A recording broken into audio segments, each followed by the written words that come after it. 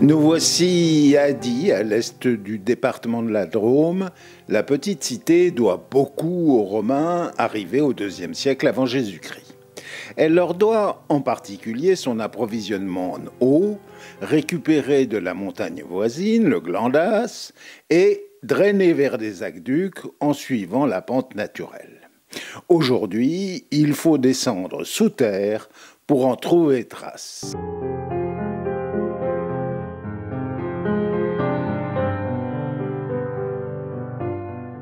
Là, on est dans un aqueduc romain, donc un aqueduc enterré, appelé Specus en latin, qui amenait donc l'eau du ruisseau de l'abbaye de Valcroissant à Die.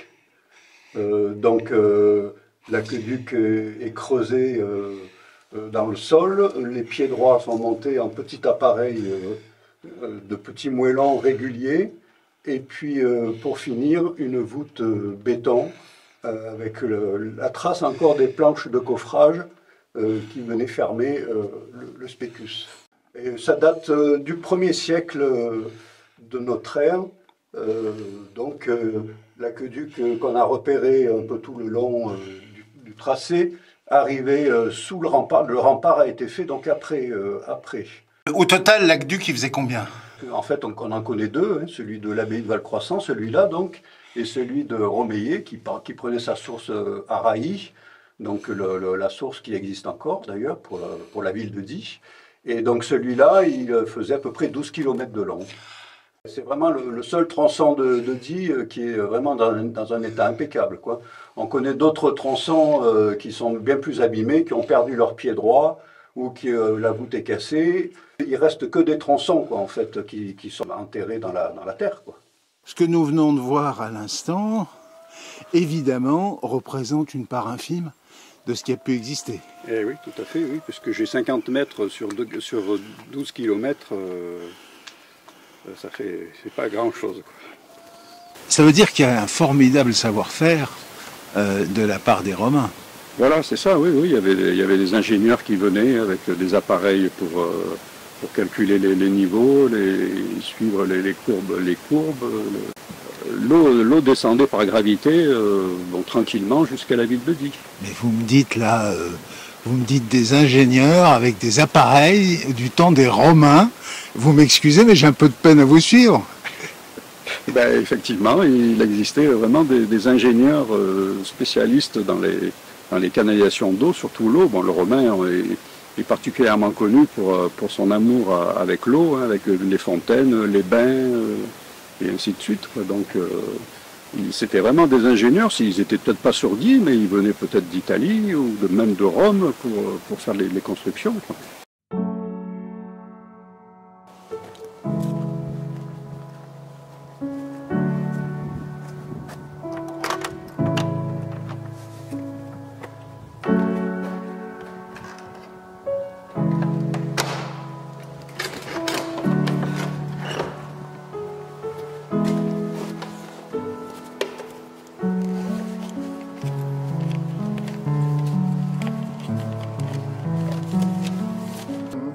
Vous êtes ici dans la chapelle de Salières-les-Bains, qui est située sur la commune de Die, au contrefort du Vercors. Et chaque année, pour divers événements, pour les journées européennes du patrimoine, pour les journées du patrimoine des moulins et de l'eau, nous ouvrons la chapelle déjà pour présenter un peu la restauration que nous avons effectuée. Et puis ce panneau donc, représente, alors c'est assez succinct, mais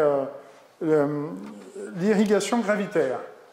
Donc, juste en dessous de la chapelle se trouve le canal du Plot.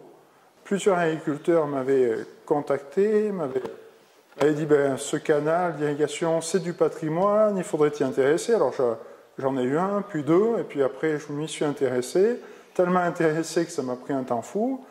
Et en faisant des recherches au musée de Die, à la conservation du patrimoine à Valence, je me suis aperçu que sous ce canal, il y avait eu des études qui avaient été effectuées notamment par M. Dezay, l'ancien conservateur du musée de Die, qui avait repris, et puis aussi avec des historiens locaux tels que Emmanuel Poujol, qui m'avait indiqué qu'il y avait des traces de l'ancien aqueduc romain, et ces traces se trouvent en dessous du canal actuel.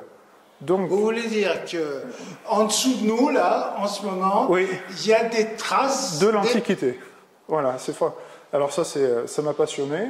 Il y a disons que les Romains avaient fait le gros du travail, et les générations suivantes ont simplement suivi le tracé de l'aqueduc qui est alimenté donc dit en eau potable pour faire un canal d'irrigation pour les cultures et les animaux, quoi. Cette pratique n'est pas seulement drômoise, on la trouve dans une quinzaine de départements français. Elle est fréquente dans de nombreux pays, au point que l'UNESCO la reconnaît comme pratique historique à protéger.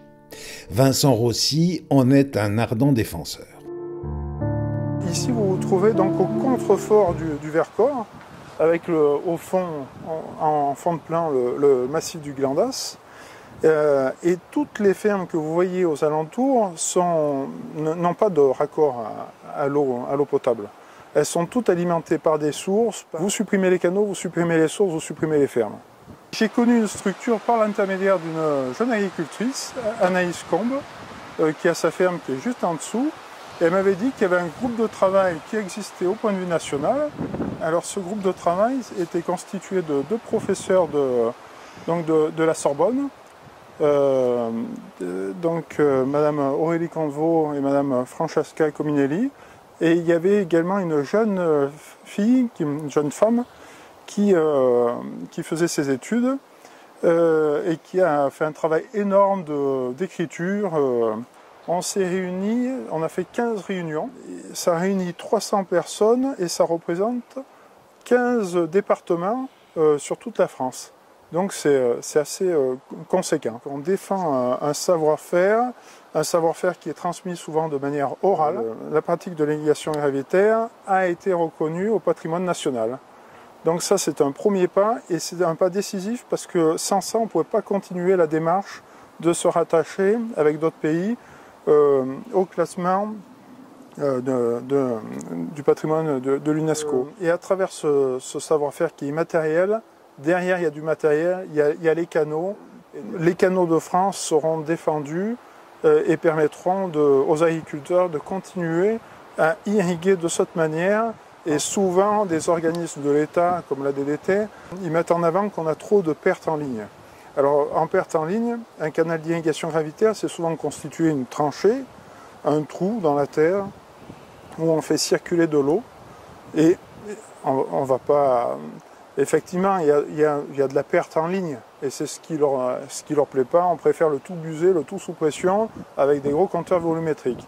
Mais l'avantage qu'il y a à avoir des canaux en terre, c'est on est dans une société où on nous parle souvent de la faune et de la flore.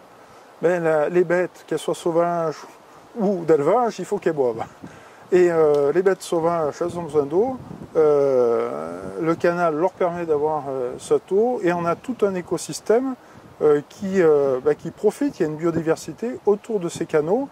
Il y a même une flore herbacée au fond des canaux. Il y a un enjeu aussi de régénérer un peu les sources, les nappes phréatiques. Toute la plaine du Crau, où on fait de l'irrigation gravitaire, on fait du forage à grande échelle, on fait de la submersion. Donc on inonde des prairies, c'est magnifique à voir. Et il y a des études qui ont été faites. 70% de l'eau potable de Salon de Provence provient de ces submersions de champs. Du coup, ça a un enjeu énorme pour des grosses cités.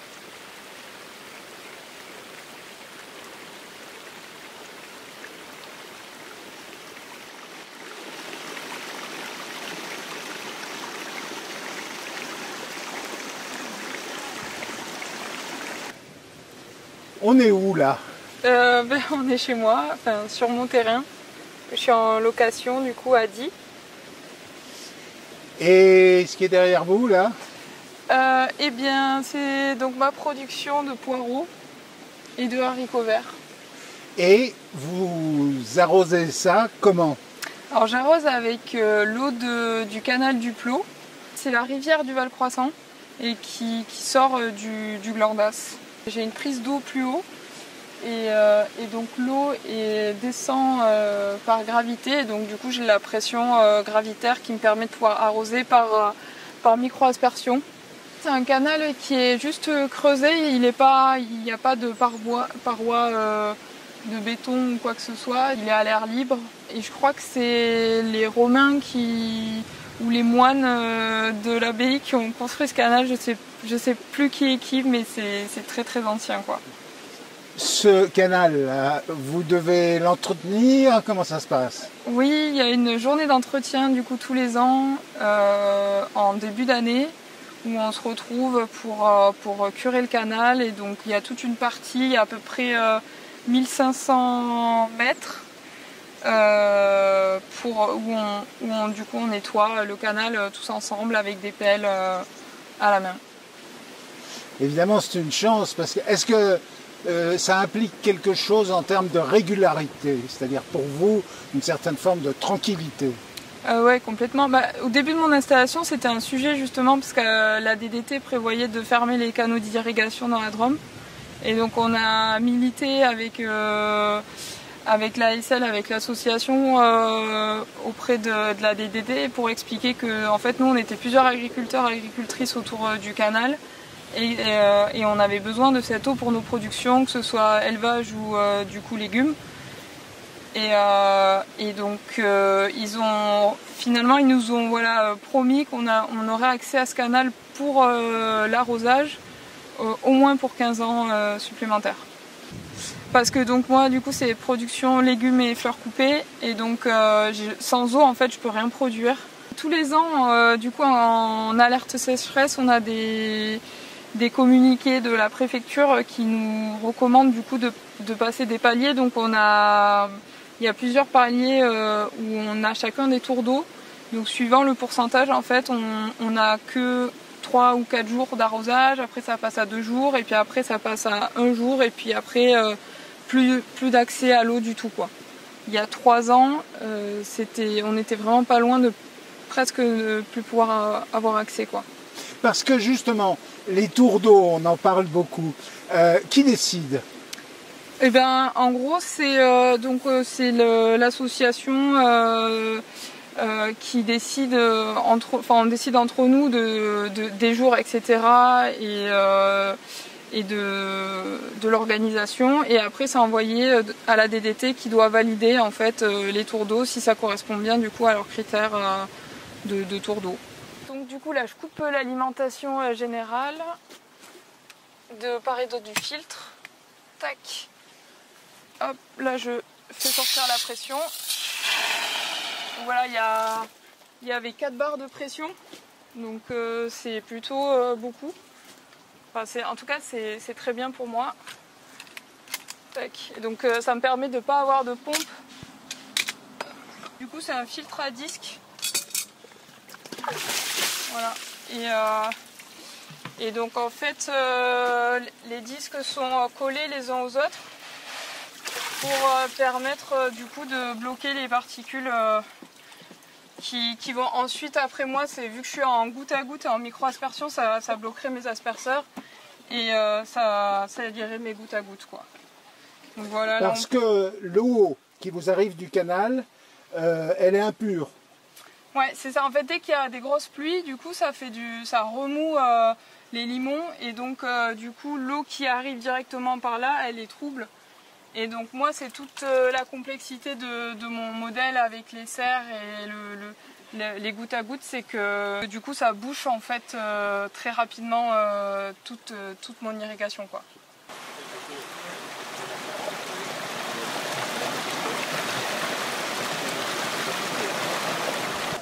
Ça, c'est le début du canal de l'ASL du Plot qui prend l'eau dans le Val-Croissant qui est à côté. C'est la source du Val-Croissant, quoi. Au-dessus de l'abbaye. Ça date de quand? Alors, on avait des premiers statuts qui dataient de 1924, sur lequel est mentionné que le canal date depuis un temps immémorial. Alors c'est très très vieux. Du temps des Romains, le canal y était déjà, quoi. On est étonné quand même, parce que ils ont eu un savoir-faire extraordinaire. Déjà les Romains. Oui, oui, pour trouver le tracé du canal, pour suivre la pente de façon à ce que ça coule jusqu'en bas, avoir l'idée que ça passe à la ferme de Jean, pour après être réparti dans plusieurs canaux pour arroser tout le Plot, oui. Oui. L'irrigation gravitaire, si on ne l'avait pas, qu'est-ce qui se passerait? Le Plot serait plus ou moins en région sèche, et il y a beaucoup de cultures qu'on ne pourrait pas faire. Ça pour les cultures, et puis les élevages, il y a beaucoup d'élevages qui utilisent l'eau pour abreuver leurs animaux. Sur le secteur, c'est plus que vital. Il y a des fermes sans eau, elles arrêtent. Tout ce qui est élevage, tout ça pour l'abreuvement des animaux, et puis les cultures. Les années de sec, on arrose des prairies pour nourrir les bêtes, ou alors il y a une autre solution, acheter du foin. Mais dans le monde agricole, on n'a pas des marges qui permettent d'acheter du foin, vu les productions qu'on fait, ou alors vendre des bêtes, quoi, réduire les troupeaux. On fait une assemblée générale tous les ans au printemps.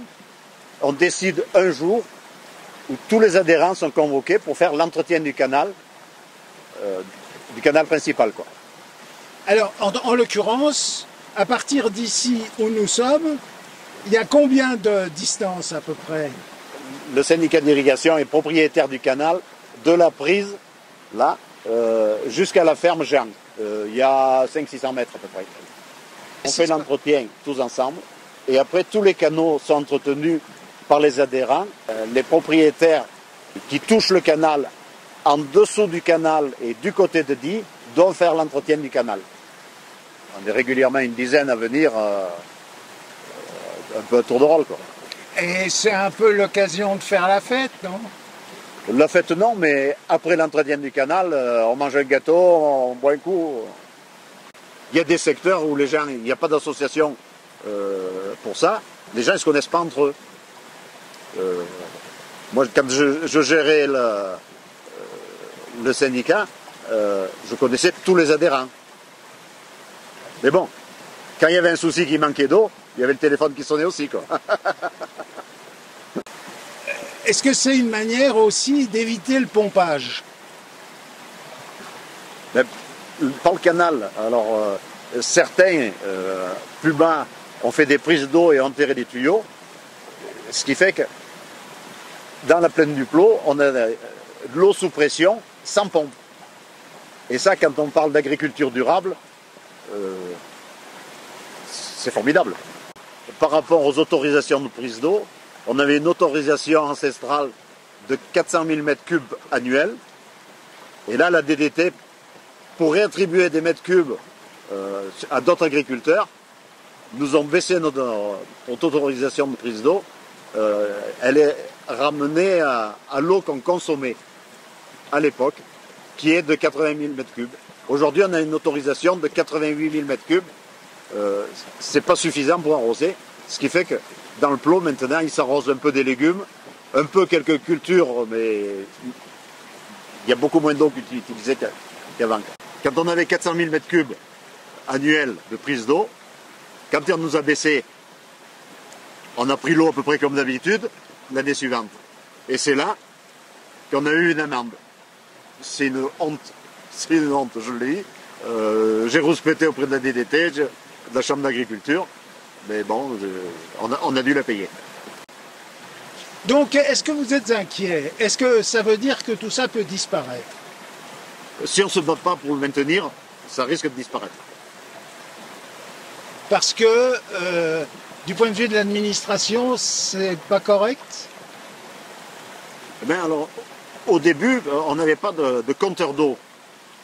On n'avait pas de compteur d'eau et c'est ce qui ne leur plaisait pas. Maintenant, les adhérents ont mis des compteurs, ce qui fait que quand ils arrosent à leur vente, ils ont un compteur, on chiffre l'eau qu'on utilise. Alors, je pense que ça va nous permettre de continuer encore un peu. De continuer encore un peu. Maintenant, jusqu'à quand, on ne sait pas.